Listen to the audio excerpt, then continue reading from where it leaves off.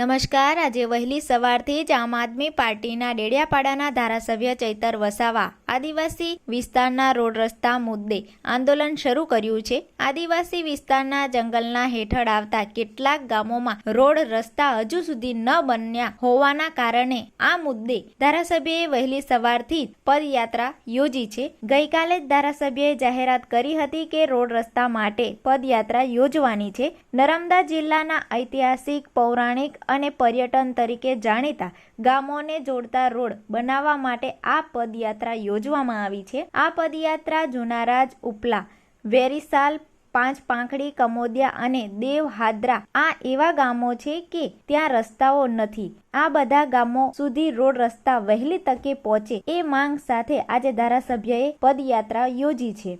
ઉલ્લેખનીય એ છે કે આ પદયાત્રા ભારતીય જનતા પાર્ટીના સાંસદ મનસુખ વસાવાના ગામમાંથી જૂના રાજમાંથી નીકળી હતી। આજે ધારાસભ્ય ચૈતર વસાવા સાંસદ મનસુખ વસાવાના ગામમાં જ જૂના રાજમાં જવાના છે। આઝાદીના 78 વર્ષ પછી પણ આ જૂના રાજમાં આજ સુધી રોડ રસ્તાનું ઠેકાણું નથી અને જે પ્રકારે ભાજપના સાંસદ મનસુખ વસાવા અવારનવાર વિકાસની વાતો છોડતા હોય છે, તેમના જ ગામમાં રોડ રસ્તાનું ઠેકાણું નથી। આજે ધારાસભ્ય કલેક્ટરને અને વન અધિકારીને રોડ રસ્તા માટે વહેલી તકે બને એ માટે આવેદન પત્ર આપવા જઈ રહ્યા છે। તમારું આ મામલે શું કહેવું છે અમને કોમેન્ટ બોક્સમાં જરૂરથી જણાવજો।